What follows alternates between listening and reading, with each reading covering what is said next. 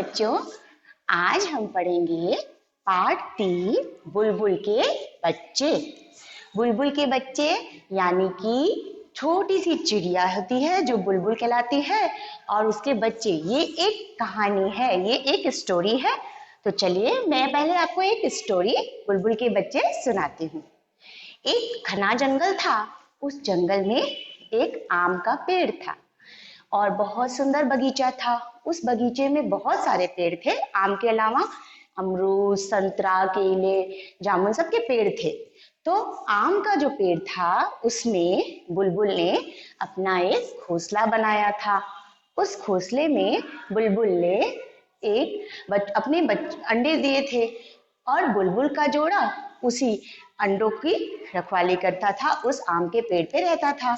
आम का पेड़ जो था वो बुलबुल को देख करके मतलब बुलबुल के बच्चों को वो देखता था कि बुलबुल के जब बच्चे आएंगे तो वो बहुत खुश होगा उनकी चींची की आवाज सुन करके।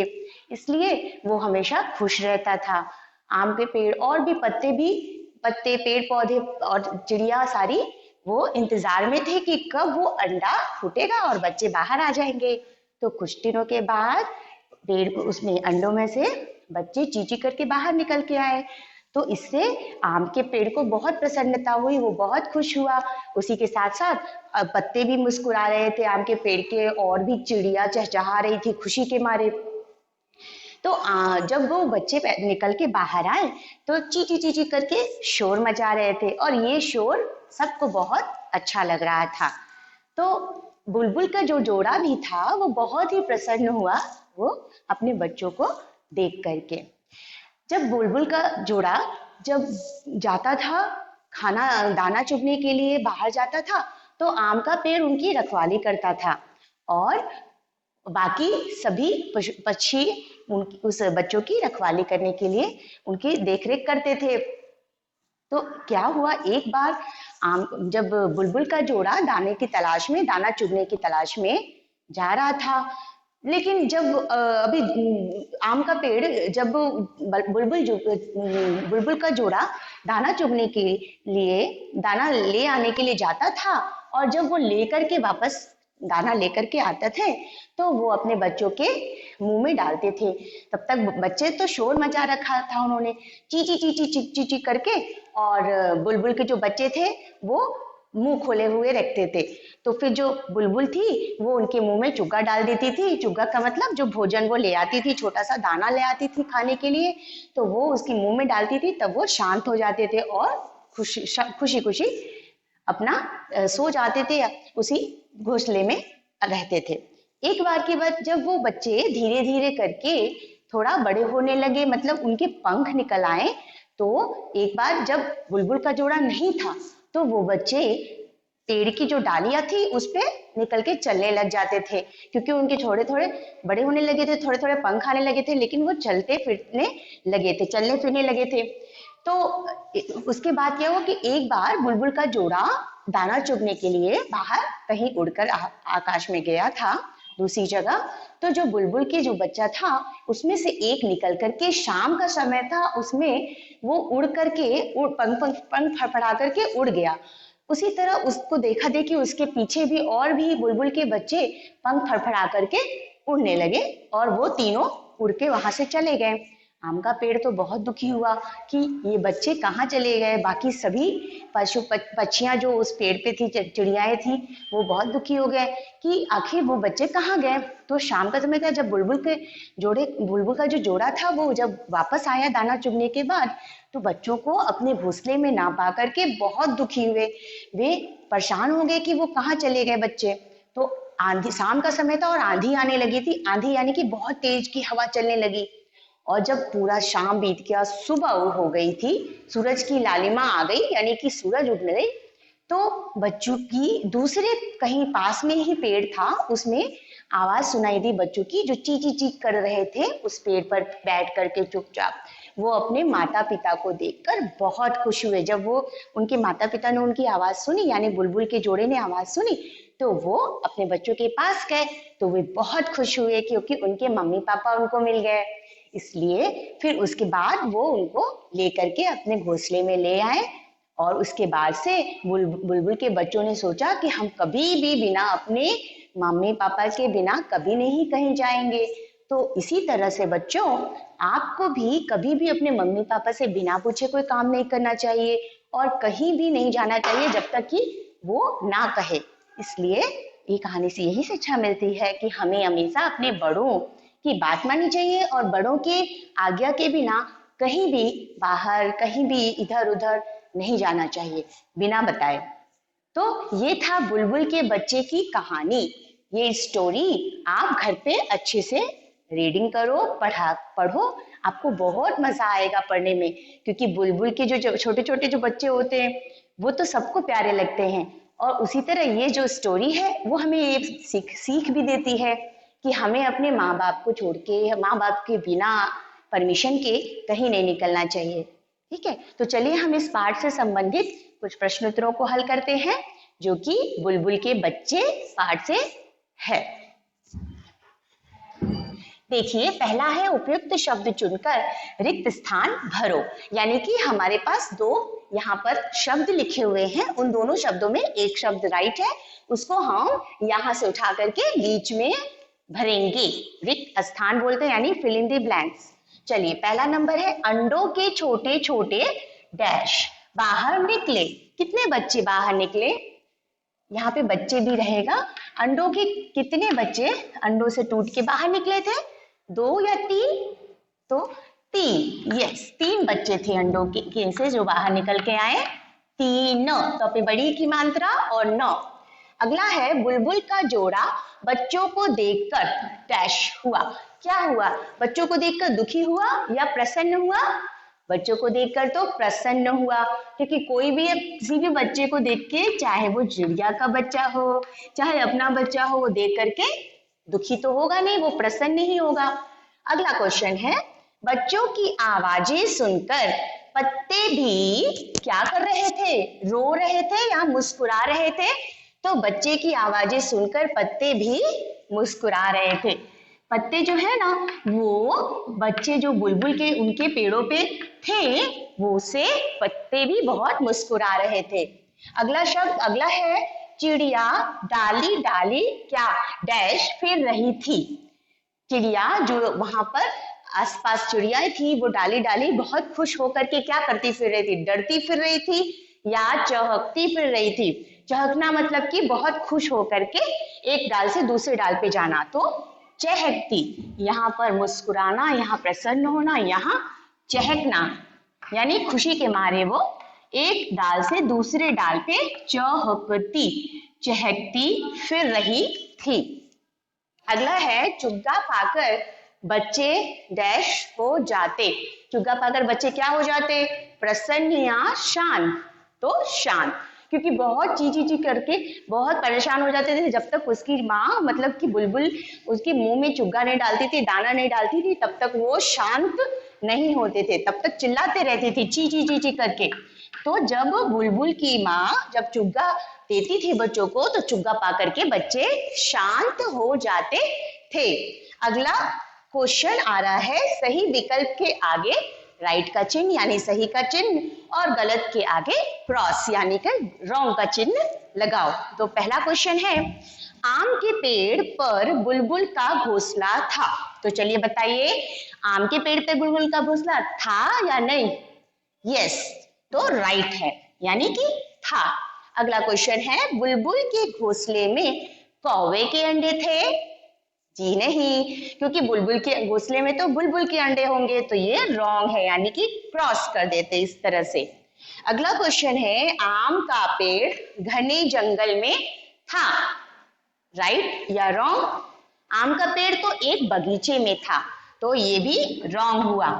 चलिए अगला प्रश्न मैं दे रही हूँ, बच्चों की चींची सुनकर आम का पेड़ प्रसन्न होता था, सही या गलत? सही, क्योंकि आम का पेड़ बच्चों की चींची की आवाज सुन करके बहुत प्रसन्न होता था। चलिए अगला क्वेश्चन करते हैं।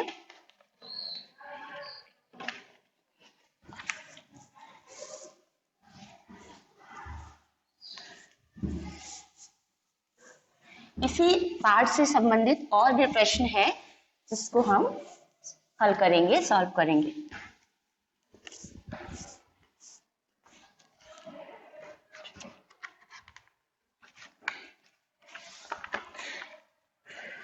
इसमें 3 विकल्प दिए हैं जिसमें से एक विकल्प सही है, तो उसके सामने राइट का चिन्ह लगाना है। सही विकल्प के आगे राइट यानी कि सही का चिन्ह लगाइए।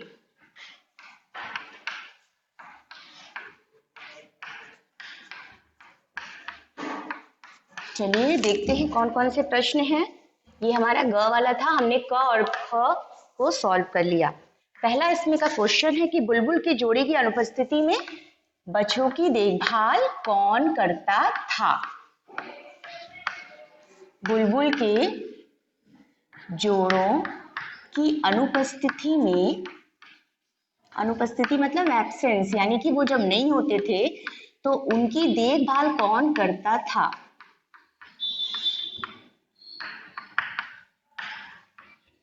कौन करता था उनकी देखभाल? आम का पेड़, बुलबुल, फिर उसके बाद कौवा या संतरा। उनकी देखभाल आम का पेड़ करता था।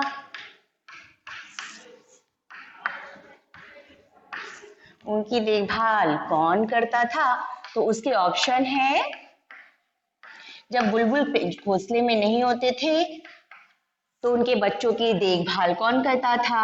आम का पेड़, या फिर संतरे का पेड़ यानी कि या तो कौवा करता था, कौवा यानी कि क्रो, या फिर संतरा, संतरा, संतरा थोड़ी उसकी देखभाल करता था, आम के पेड़ ही करता था ना बुलबुल के बच्चों की देखभाल। तो ये राइट हुआ, यहाँ पे राइट का चिन्ह लगेगा। ठीक है, अगला क्वेश्चन है, बच्चे घोंसले से बाहर आकर प्रारंभ से कहाँ तक लौट जाते थे। बच्चे जब घोंसले से जब बड़े होने लगे धीरे धीरे, तो घोंसले से बाहर आकर कहाँ तक लौट जाते थे, यानी शाखाओं पे वो चलते थे और चल के वापस अपने घोंसले में आ जाते थे। शाखा यानी कि पेड़ की डाली।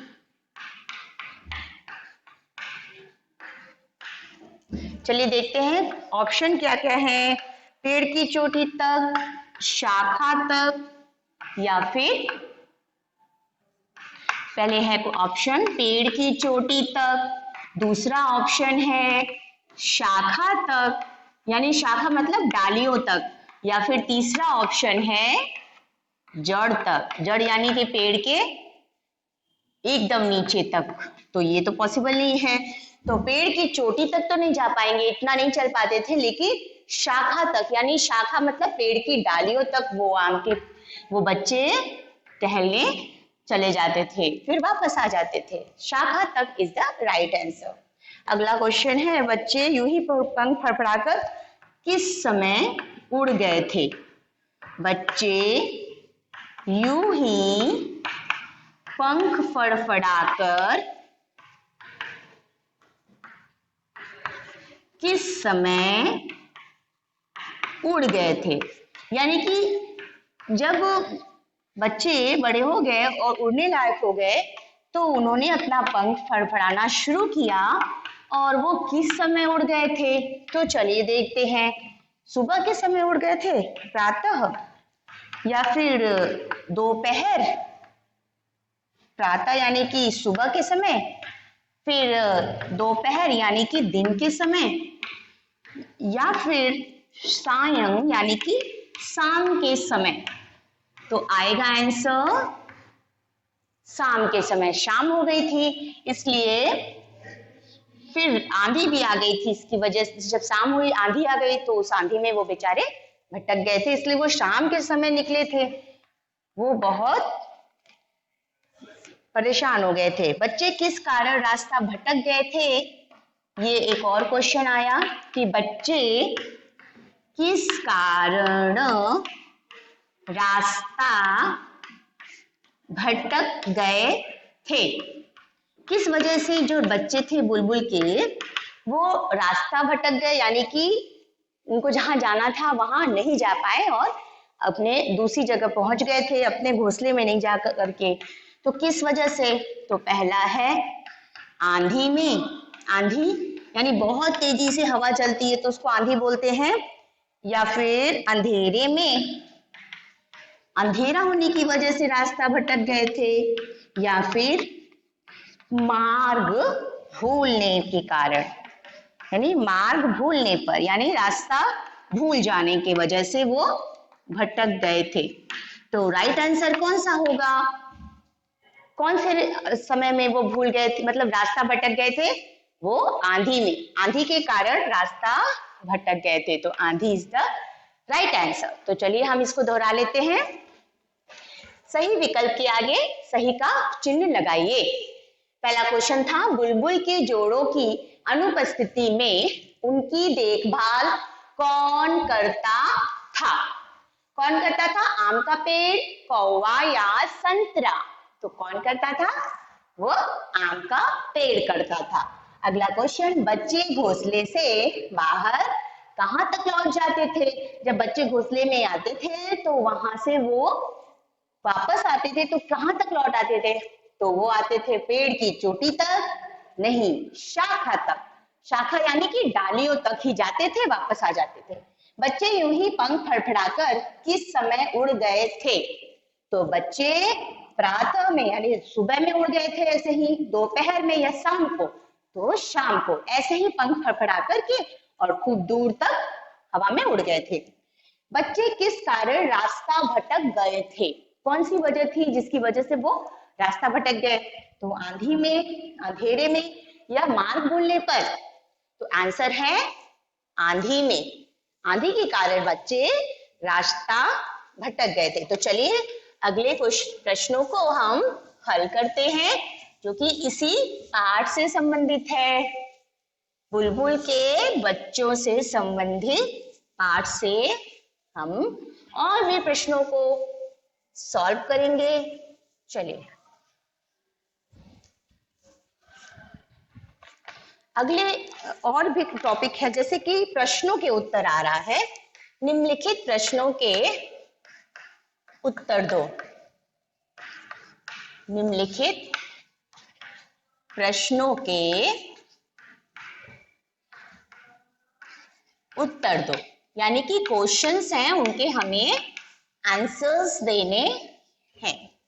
ये हमारा ग नंबर का प्रश्न है। यहाँ प्रश्न नंबर 1 है कि आम का पेड़ क्या सोचा करता था? पहला प्रश्न ये है, आम का पेड़ क्या सोचा करता था? क्या सोचता था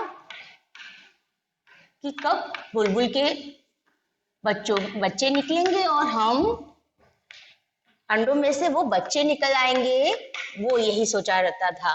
तो आम का पेड़ सोचता था, क्या सोचता था? कि एक दिन अंडों से बच्चे निकल आएंगे, ये सोचता था। आम का पेड़ क्या सोचता था? एक दिन अंडों से बच्चे निकल आएंगे। आम का पेड़ ये सोचता था कि एक दिन अंडों से बच्चे निकल आएंगे। अगला प्रश्न है, जब बुलबुल का जोड़ा चुग्गा देने आता था, चुग्गा मतलब उनको खाना मुंह में डालने आता था, उसको चुग्गा बोलते हैं। जब बुलबुल का जोड़ा यानी कि दोनों बुलबुल और दोनों बुलबुल, जब बुलबुल का जोड़ा चुग्गा देने आता था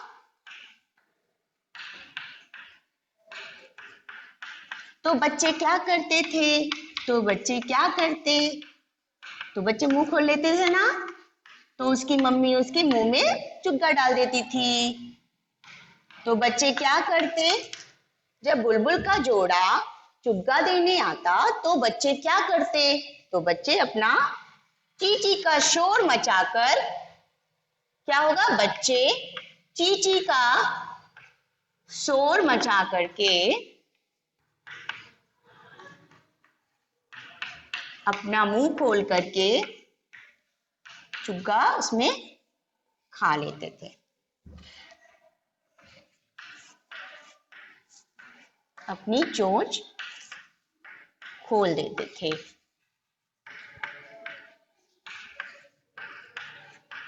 ठीक है। जब बुलबुल का जोड़ा चुग्गा देने आता तो बच्चे क्या करते? तो बच्चे ची ची का शोर मचाकर अपनी चोंच खोल देते। तो अगला प्रश्न, चलते फिरने योग्य प्रश्न है तीसरा। चलने फिरने योग्य हो जाने पर बच्चे क्या करने लगे थे? चलने फिरने योग्य हो जाने पर, चलने फिरने योग्य हो जाने पर बच्चे क्या करने लगे थे? जब वो बच्चे बड़े होने लगे, धीरे धीरे चलने फिरने योग्य हो गए, तो क्या करते थे? तो फिर वो थोड़ी दूरी पे जाकर के वापस आ जाते थे। वे घोंसले से बाहर आकर के, वे घोंसले से बाहर आकर शाखा पर चलते थे। शाखा मतलब डाल पर, शाखा पर चलते थे। ये हमारा तीसरा प्रश्न हुआ। चौथा प्रश्न है, लौटकर आने पर बच्चों ने मां से क्या कहा? लौटकर आने पर, बुलबुल के बच्चे थे ना वो, तो बच्चों ने वो अपनी ची करके अपनी आवाज में मां से कहा। क्या कहा? बच्चों ने मां से क्या कहा? तो चलिए देखते हैं। बच्चों ने मां से कहा कि मां, अब हम आंधी में रास्ता भटक गए थे। मां, हम आंधी में, और पे चंद्रबिंदी, ध पे बड़ी, आंधी में रास्ता भटक गए थे। तो ये बच्चों ने कहा।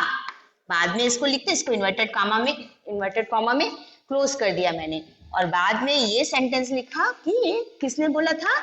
बुलबुल के बच्चों ने कहा।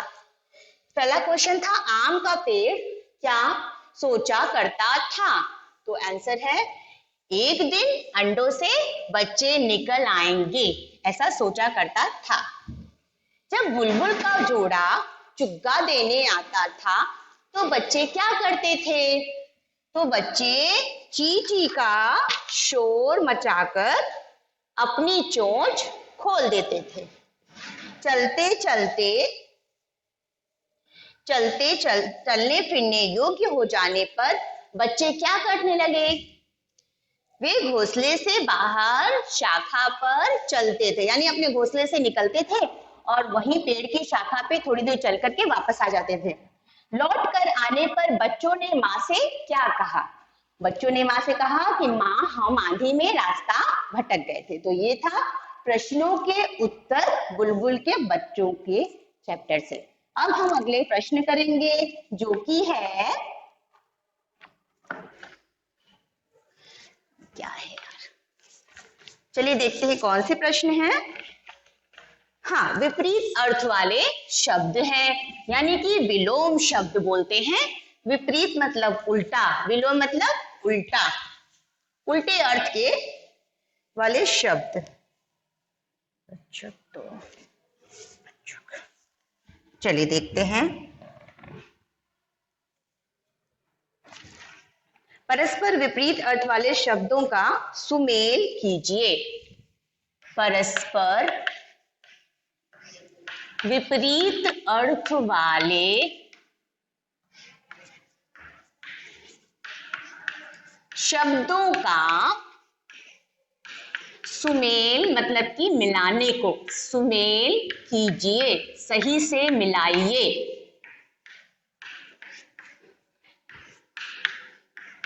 तो चलिए देखते हैं कि कौन कौन से क्वेश्चंस, कौन से प्रश्न हैं कि भाषा बोध के अंतर्गत आ रहा है। भाषा बोध आपकी टेक्स्ट बुक में है। भाषा बोध का मतलब होता है भाषा का ज्ञान। विपरीत अर्थ वाले शब्दों का सुमेल कीजिए। तो पहला है रक्षक, दूसरा ताप, अगला है शत्रु, फिर है राजा, नेक्स्ट है एक।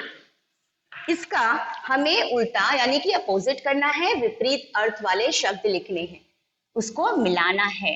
तो ताप तो शीत हो जाता है, रक्षक तो उल्टा हो जाएगा भक्षक, यानी कि रक्षक मतलब रक्षा करने वाला और भक्षक मतलब कि उसका संहार करने वाला, उसको मिटा देने वाला। राजा तो रंग और एक का अनेक। ये चारों विपरीत अर्थ वाले शब्द हैं, यानी कि विलोम शब्द हैं। इनको हम मिलाते हैं, मैच कराते हैं। पहला था रक्षक, तो मैंने यहाँ पे लिखा है भक्षक। ताप तो शीत, राजा तो रंग और एक तो अनेक। ये है विलोम शब्द। अब इसी में और क्वेश्चन है जो कि है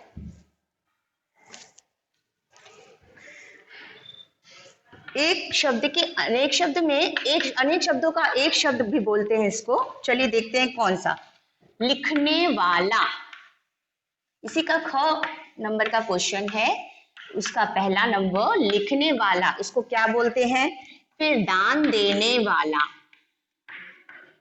जो लिखता है उसको क्या बोलते हैं, जो दान देता है उसको क्या बोलते हैं। फिर गाने वाला, फिर जिसका आचरण बुरा हो और जिसका आचरण अच्छा हो। आचरण का मतलब होता है व्यवहार, जिसका आचरण बुरा हो और अगला जिसका आचरण अच्छा हो।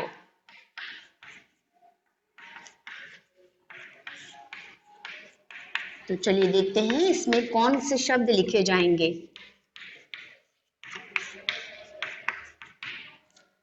पहला है लिखने वाला, लिखने वाले को बोलते हैं लेखक। अगला है दान देने वाला, इसको बोलते हैं दानी, जो बहुत दान देता है। गाने वाला तो होता है गायक, गायक उसको सिंगर इंग्लिश में बोलते हैं।